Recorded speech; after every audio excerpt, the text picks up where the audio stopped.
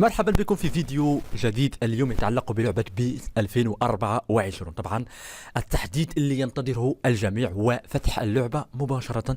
طبعا في ناس فتحت معهم اللعبة طبعا وين في دول أخرى ولكن أنت ربما وأعتقد أن اللعبة مش تفتح معك لحد الآن، والتحديث يطلب منك ضروري ومهم.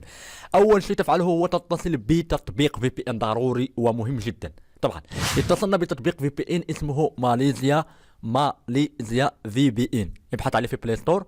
تتصل بالسيرفر الياباني، موجود فيه السيرفر الياباني.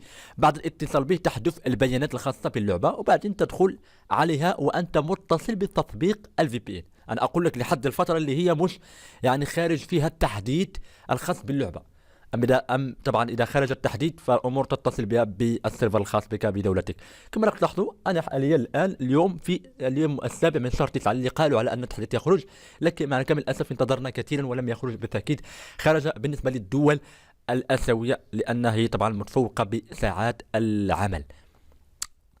بعد إظهار لك هذه الواجهة فاعلم أن اللعبة ستدخل معك بدون أدنى أي مشكل، وندخل وننتظر ونشوف إيه اللي يحدث.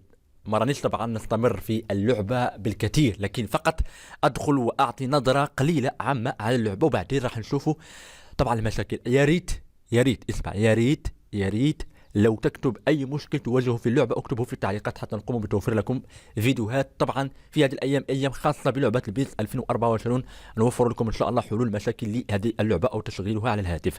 كما راكم تلاحظوا بالتاكيد بعد الدخول يختار لك انتر ميلان.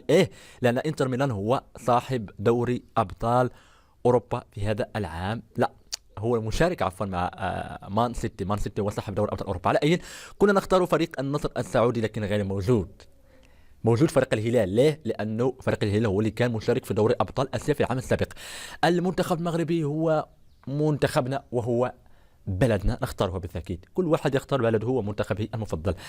طبعا ظهرت لها الواجهة الرئيسية، يعني فيك تدخل وتلعب مباريات وتلعب ماتشات وتشوف الأمور زي كيف هي عاملة اوكي. احنا نحاول طبعا نتكلموا باللهجة دي حتى الأمور أو حتى كل الناس تفهمنا. على أي وجهة واضحة بين كل شيء واضح. نتوقف هنا، كل ما عليك فقط هو الاستمرارية والذهاب ولعب مباريات وتوفير فريقك المفضل إلى آخره. في ناس عندهم حسابات أصلا موفر فريقه.